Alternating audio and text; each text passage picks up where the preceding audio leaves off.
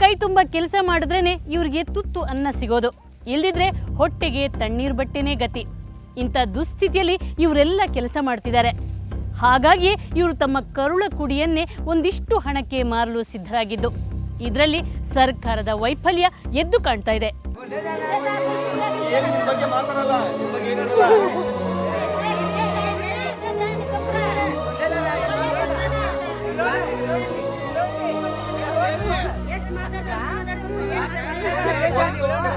ಮದ್ವೆ ಮಾಡಿ ಕೊಟ್ಟಿದ್ದು ನಮ್ದ ತಪ್ಪ.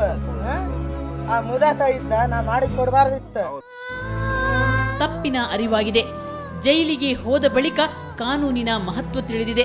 ಈಗ ತನ್ನ 14ರ ಹರೆಯದ ಮಗಳನ್ನು 60ರ ಮುದುಕನಿಗೆ ಗುಟ್ಟು ಗುಟ್ಟಾಗಿ ಮದುವೆ ಮಾಡಿಸಿದ್ದು ಸರಿಯಲ್ಲ ಅನ್ನೋ ಅರಿವು ಬಂದಿದೆ. ನಾವು ಕೊಟ್ಟಿದ್ದ ತಪ್ಪ ನಮ್ದ, ಹೌದಲ್ರಿ? ಕೊಟ್ಟಿದ್ ನಮ್ದ ತಪ್ಪ. ನಾವ್ ಕೊಡಂಗಿಲ್ಲ ಅಂದ್ರ ನಮ್ ಗಂಡ ಮಕ್ಕಳ ಏನಾರ ನಾ ಹೊಡೆದಿದ್ ಮಗಳು ನಾವು ಕೊಡ್ತೀವಿ. ನೀನೇನ್ ಮಾಡ್ತಿದ್ವಿ ಅಂದ್ರೆ ನಾವು ಆತಿ ನನ್ ಗಂಡ ಕೊಟ್ಟ ಮೇಲೆ ನಾವೇನ್ ಮಾಡೋದೈತ್ರಿ? ಗಂಡ ಹೆಣ್ತಿ ಮುಂದೆ ಇರ್ಬೇಕು, ಹೌದಲ್ಲ? 2 ಲಕ್ಷಕ್ಕೆ ಮಾರಾರ ಅಂತ ಹೇಳ್ಯಾರಲ್ಲ. ಮದುವೆ ನೆಪದಲ್ಲಿ ಮಾರಾಟವಾಗಬೇಕಿದ್ದ ಅಪ್ರಾಪ್ತೆ ಅಶ್ವಿನಿಯನ್ನು ಯಾವಾಗ ಮಕ್ಕಳು ಮತ್ತು ಮಹಿಳಾ ಕಲ್ಯಾಣ ಇಲಾಖೆ ಅಧಿಕಾರಿಗಳು ರಕ್ಷಿಸಿದ್ರೋ ಆಗ ರಾಯಚೂರು ಜಿಲ್ಲೆಯ ಲಿಂಗಸೂರಿನ ತಾಂಡಗಳಲ್ಲಿ ಕೊಂಚ ಭಯ ಮೂಡಿತು. ನನ್ನ ಅನಿಸಿಕೆ ಏನಂದ್ರೆ, ಪ್ರಕರಣ ದಾಖಲೆ ಆಯ್ತಂದ್ರೆ ಜನ ಹೆದರ್ತಾರೆ ಮೇಡಮ್. ಒಂದೇ ಒಂದೊಂದು ಪ್ರಕರಣ ದಾಖಲೆ ಮಾಡಿದ್ಮೇಲೆ ಈಗ ನನ್ನ CDPO ಬರ್ತಾನಂದ್ರೆ ಸಾಕು, ಅಷ್ಟು ಭಯ ಅದ ಜನರಿಗೆ. 100% ಇದು ನಾವು ಕಟ್ಟುನಿಟ್ಟಾಗಿ ನಾವು ಕರ್ತವ್ಯ ನಿರ್ವಹಿಸೋದು ಮುಖ್ಯವಾಗಿ. ಇದೇ ರೀತಿ ಮಾನ್ವಿಯ ಹುಸೇನಮ್ಮ ತಂದೆಯ ದುರಾಸೆಗೆ ಬಲಿಯಾಗಿ ಮಾರಾಟವಾಗಬೇಕಿದ್ಲು. ಆದರೆ ಸಕಾಲದಲ್ಲಿ ಹುಸೇನಮ್ಮನನ್ನು ಸಮಾಜ ಕಲ್ಯಾಣ ಅಧಿಕಾರಿಗಳು ಹಾಗೂ ಪೊಲೀಸರು ರಕ್ಷಿಸಿದ್ರು. ಕುಮಾರಿ ಹುಸೇನಮ್ಮ ತಂದೆ ರಾಮಣ್ಣ 13 ವರ್ಷ ವೇಷಗಾರರು, ಸಂತ ಬಜಾರ್ ಲಿಂಗ್ಸೂರು. ಇವ್ರನ್ನ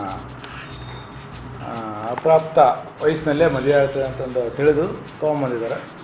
ನಾವು ಇದ್ರ ಬಗ್ಗೆ ಕಾನೂನು ರೀತಿಯಿಂದ ಕ್ರಮ ಕೈಗೊಳ್ತೇವೆ. ಇದ್ರ ಬಗ್ಗೆ ಪ್ರಕರಣ ದಾಖಲಾಗಿದೆ. ಆದಷ್ಟು ಬೇಗನೆ ಇದ್ರ ಬಗ್ಗೆ ಕಾನೂನು ಎಲ್ಲ ಕ್ರಮಗಳನ್ನು ನಾವು ಕೈಗೊಳ್ತೇವೆ. ಆದರೆ ಪ್ರತಿ ವರ್ಷ ನಮ್ಮ ರಾಜ್ಯದಲ್ಲಿ ಮಾರಾಟವಾಗುತ್ತಿರುವ 5,000ಕ್ಕೂ ಹೆಚ್ಚು ಬಾಲಕಿಯರು ಅಶ್ವಿನಿ ಹುಸೇನಮ್ಮನಷ್ಟು ಅದೃಷ್ಟಶಾಲಿಗಳಲ್ಲ. ಎಲ್ಲೋ 1-2 ಪ್ರಕರಣಗಳನ್ನು ಬಿಟ್ಟರೆ ಉಳಿದೆಲ್ಲ ಅದೃಷ್ಟಹೀನ ಬಾಲೆಯರು ಸೇರೋದು ಮಾನವ ಮಾರಾಟದ ನರಕಕ್ಕೆ.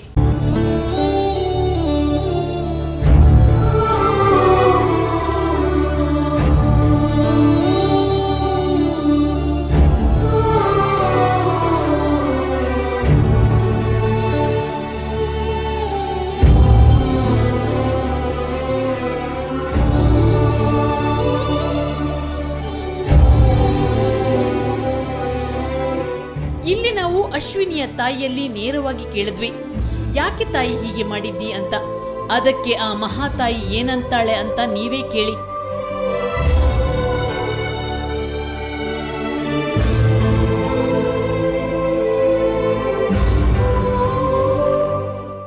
ಸಾಲ ಆಗೈತ್ರಿ. ಸಾಲ ಯಾರು ಮುಟ್ಬೇಕು ಹೇಳ್ರಿ? ನಮ್ದ ಹೊಲ ಮನೆ ದೊಡ್ಡದಿಲ್ಲ. ಇದು ಈಗ ಅಲ್ಲಿದ್ದ ಇಲ್ಲಿ ತನ ನಮ್ಮ ಹೊಲ. ನೀವು ಸುಮ್ಮಿರಪ್ಪ, ನಾ ಹೇಳ್ತೀವಿ. ಆಗ ಆ ಗೋಡಿ ಈ ಗೋಡಿ ನಮ್ಮ ಹೊಲ ಇರೋದು. ಆಮೇಲೆ ಬಸ್ಸಿ ಬಿದ್ದೈತ್ರಿ ಈ ಸರ. ಆ ಹೊಲದಾಗ ಏನು ನಮ್ಗೆ ಹೊಟ್ಟಿ ತುಂಬತೈತ್ರಿ? ಎದಕ್ಕೆ ಕಳಿಸ್ಬೇಕು ಅಂದ್ರೆ ಹೆಂಗೆ? ಇವರ ಪಾಲಿಗೆ ಹೆಣ್ಣು ಭಾರ.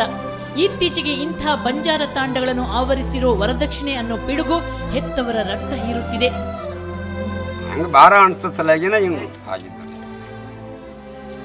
ಈಗ ನಿಮಗಾಗಲಿ ನಮ್ಗಾಗಲಿ, ನನ್ನ ಮಗಳಾದ್ರೂ ಅಷ್ಟೇ, ನಿಮ್ಮ ಮಗಳಾದ್ರೂ ಅಷ್ಟೇ. ಅದೇ ಈ ಒಂದು ಪ್ರಶ್ನೆ ಬಂದಿದ್ದ ಸಲುವಾಗಿ ಆಗತ್ತೆ. ವರದಕ್ಷಿಣೆ ಕೊಡ್ಬೇಕಾಗುತ್ತೆ, ವರದಕ್ಷಿಣೆ ಕೊಡ್ಬೇಕು, ಬಂಗಾರ ಕೊಡ್ಬೇಕಾಗತ್ತೆ. ಯಾರ್ಯಾರು ಒಬ್ಬರು ಪೂನಾಲಿಂದ ಬಾಗತಾನ ಓಡೋಗ್ಬಿಡ್ತಾರೆ ಆ ಕಡೆ. ಎಷ್ಟು ಬಿಡ್ರಿ ಹೋಗ್ಯಾರ ಯಾವ ಊರು ಹಳ್ಳಿ ಮಂದಿ. ಇವರ ಈ ಅಸಹಾಯಕತೆಯನ್ನು ಬಳಸಿಕೊಳ್ಳೋ ದಲ್ಲಾಳಿಗಳು ಸುಲಭವಾಗಿ ತಮ್ಮ ಬೇಳೆ ಬೇಯಿಸಿಕೊಳ್ತಾರೆ. 10-12 ವಯಸ್ಸಿನ ಹೆಣ್ಮಕ್ಕಳನ್ನು ಮದುವೆ ಮಾಡಿಕೊಂಡು ದಂಧೆಗೆ ಬಳಸಿಕೊಳ್ತಾರೆ. ವರದಕ್ಷಿಣ ಭಾಳ ಕೊಡಬೇಕು. 50,000, 4 ತೊಲಿ ಬಂಗಾರ, 3 ತೊಲಿ ಬಂಗಾರ, 5 ತೊಲಿ ಬಂಗಾರ ಹಾಕ್ಬೇಕು ರೀ ಅಂದ್ರೆ ತಗೋತಾರೆ. ನಮ್ಮ ಮಂದ್ಯ ನೌಕರಿದಾರದು ಕೊಡಗಿಲ್ಲ ಅಂತ ಕೊಡಬೇಕು. ಎಲ್ಲಿ ತರಬೇಕು ಬಿಡ್ರಿ? ಮಂದಿ ಹೊಲ ಎಲ್ಲ ಬಸಿಯಾಗಿ ಬಿದ್ದಾವ, ನೆಲ್ಗದ್ದಿ ಆಗಿ ಅದ ಏನು ಬೀಳಗಿಲ್ಲ. ಬಾಲ್ಯ ವಿವಾಹ ಕಾನೂನಿಗೆ ವಿರುದ್ಧವಾದರೂ ನಮ್ಮ ಉತ್ತರ ಕರ್ನಾಟಕ ಭಾಗಗಳಲ್ಲಿ ಬಾಲ್ಯ ವಿವಾಹ ಅವ್ಯಾಹತವಾಗಿ ನಡೆಯುತ್ತಲೇ ಇವೆ. ಇದೊಂದು ಸಾಮಾಜಿಕ ಪಿಡುಗು. ಆದರೆ ಈ ಪಿಡುಗನ್ನು ಮಾನವ ಮಾರಾಟ ಜಾಲ ಇನ್ನೂ ಜೀವಂತವಾಗಿರಿಸಿಕೊಂಡಿದೆ.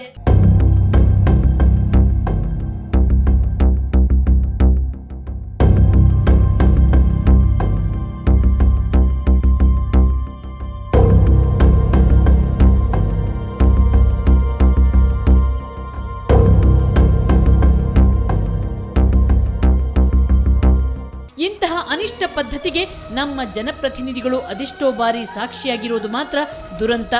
100% ಇದು ನಾವು ಕಟ್ಟುನಿಟ್ಟಾಗಿ ನಾವು ಕರ್ತವ್ಯ ನಿರ್ವಹಿಸೋದು ಮುಖ್ಯವಾಗಿ. ನಾವು ಏನಂದರೆ ಕೆಲವೊಬ್ಬರು ಈ ಹೆಚ್ಚಾನೆಚ್ಚದಕ್ಕೆ ಜನಪ್ರತಿನಿಧಿಗಳ ಸಮ್ಮುಖದಲ್ಲೇ ಇಂಥ ಕಾರ್ಯಕ್ರಮ ಜಾಸ್ತಿ ನಡೀತಾವೆ.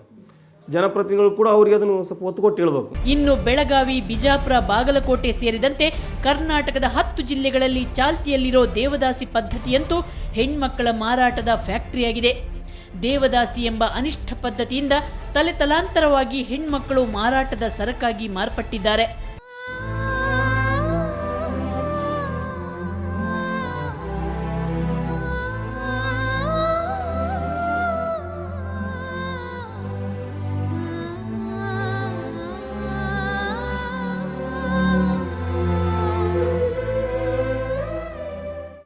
ದೇವದಾಸಿ ಪದ್ಧತಿಯಿಂದಾಗಿ ಹೆಣ್ಣು ಪ್ರಾಣಿಗಿಂತಲೂ ಕಡೆಯಾದ ಬದುಕು ಸಾಗಿಸುತ್ತಿದ್ದಾಳೆ.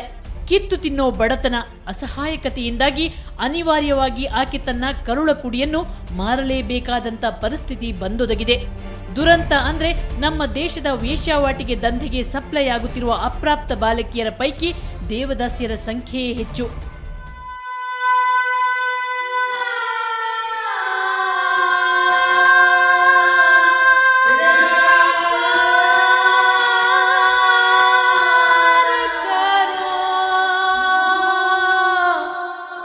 ಇನ್ನು ಕೆಲವು ಮಕ್ಕಳು ಅಪ್ಪಂದಿರ ಶೋಕಿಗೆ, ಚಟಕ್ಕೆ ಬಲಿಯಾಗುತ್ತಿವೆ. ಅಪ್ಪನ ಕುಡಿತ, ಜೂಜಿನ ಚಟಕ್ಕೆ ಪುಟಾಣಿಗಳು ಬಿಡಿಕಾಸಿಗೆ ಕಟುಕರ ಕೈ ಸೇರುತ್ತಿವೆ. ಮಸ್ಕಿ ತಾಂಡದಲ್ಲಿ ಒಂದು ಇನ್ಸಿಡೆಂಟ್ ನಡೆದಿದೆ. ಅಲ್ಲಿ ನನ್ನ ಮಗುನೇ ಹುಟ್ಟಿಲ್ಲ ಅಂತ ಹೇಳ್ತಾನೆ ಅವನು. ಬಟ್ ಅವಳ ತಾಯಿಯನ್ನು ಕೇಳಿದ್ರೆ ನನಗೆ ಮಕ್ಕಳು ಹುಟ್ಟಿದ್ದಾರೆ, ಆಕೆ ಒಬ್ಬಕ್ಕೆ ನನ್ನ ಗಂಡ ಮಾರಾಟ ಮಾಡಿ ಬಂದಿದ್ದಾನೆ, ಎಲ್ಲಿ ಮಾರಾಟ ಮಾಡಿಲ್ಲ ಗೊತ್ತಿಲ್ಲ ಅಂತ ಹೇಳ್ತಾಳೆ. ಮಕ್ಕಳನ್ನು ಮಾರೋದನ್ನ ನಾವು ಶಿಕ್ಷಣ ಇಲ್ಲದ ಬಡ, ಪರಿಶಿಷ್ಟ ಜಾತಿ, ಪರಿಶಿಷ್ಟ ಪಂಗಡಗಳ ಮಂದಿಯಲ್ಲಿ ಹೆಚ್ಚೆಚ್ಚು ಕಾಣುತ್ತೇವೆ. ಅವ್ರ ಅಜ್ಞಾನ ಅಂತ ಹೇಳಿದೆ ಮೇಡಮ್. ವಿದ್ಯೆ ಇಲ್ಲದಂತೂ ಮುಖ್ಯವಾದ ಕಾರಣ. ನೀವು ನೋಡಿ ಮೇಡಮ್, ಈ ಬಾಲ್ಯ ಮಾಡೋದು ಬೇರೆ ಯಾವ ಜಾತಿಯಲ್ಲಿ ಮಾಡಲ್ಲ, ಯಾವ ಬ್ರಾಹ್ಮಣ ಜಾತಿಯಲ್ಲಿ ಮಾಡಲ್ಲ, ಯಾವ ಲಿಂಗಾಯತ ಜಾತಿ ಮಾಡಲ್ಲ, ಮೇಲ್ಮಟ್ಟದ ಜನಾಂಗದವ್ರಲ್ಲಿ ಮಾಡಲ್ಲ ಮೇಡಮ್. ಹೆಚ್ಚಾನೆಚ್ಚು ಈ ಬಾಲ್ಯ ನಡೆಯೋದೇ ಈ ಒಂದು ಹಿಂದುಳಿದ ಜನಾಂಗ ಜಾತಿಯಲ್ಲಿ ಜಾಸ್ತಿ ಮಾಡ್ತಾರೆ. ನಾನು ಕಂಡಂಗೆ ಪ್ರಕರಣಗಳು ಜಾಸ್ತಿ ಇವೆ. ಆದರೆ ಇಂತಹ ಪ್ರಕರಣಗಳು ಇತರ ಜಾತಿ ಪಂಗಡಗಳಲ್ಲಿಯೂ ನಡೆಯುತ್ತವೆ. ಆದರೆ ಇವು ಬೆಳಕಿಗೆ ಹೆಚ್ಚಾಗಿ ಬರುವುದು ಬಂಜಾರ ತಾಂಡಗಳಲ್ಲಿ. ಯಾಕಂದ್ರೆ ಅವರು ಈ ವಿಷಯಗಳಲ್ಲಿ ನಿರ್ಭಾವುಕರಾಗಿರ್ತಾರೆ ಅಂತಾರೆ ಇವರು. ಲಂಬಾಣಿ ಜನಾಂಗದಲ್ಲಿ ಅವರಿಗೆ ಈ ಭಾವನೆಗಳು ಇರಲ್ಲ. ಅವರ ಆ ಏಕೋಭಾವದಲ್ಲಿ ಆ ವಿಷಯಗಳನ್ನು ಹೊರಗಡೆ ಆಗ್ತಾ ಇರೋದ್ರಿಂದ ಅದೇ ಜನಾಂಗದಲ್ಲಿ ಹೆಚ್ಚಿಗೆ ಆಗ್ತವೆ ಅಂತಕ್ಕಂಥದ್ದು ಕಲ್ಪನೆಯೇ ಹೊರತು ಇದು ಬಹುತೇಕವಾಗಿ ಎಲ್ಲ ಬಡತನ ಜನಾಂಗದಲ್ಲಿ ಇದಿದೆ. ಈ ಪ್ರಕರಣಗಳನ್ನು ಗಮನಿಸಿದಾಗ, ಇಲ್ಲಿನ ಮಂದಿಯನ್ನು ಮಾತನಾಡಿಸಿದಾಗ ನಮಗೆ ತಿಳಿದು ಬರುವುದು ಒಂದೇ ಒಂದು ಸತ್ಯ. ಅದೇನೆಂದ್ರೆ ಬಡತನ, ಬಡತನ, ಬಡತನ. ರಾಜಕಾರಣಿಗಳಿಗೆ ಇವರು ಪ್ರದರ್ಶನದ ವಸ್ತು, ಅಧಿಕಾರಿಗಳಿಗೆ ಹಣ ಮಾಡುವ ಮೂಲ. ಇವರ ಹೆಸರಲ್ಲಿ ಕೋಟ್ಯಾಂತರ ರೂಪಾಯಿ ಹಣ ಬಿಡುಗಡೆಯಾಗುತ್ತೆ.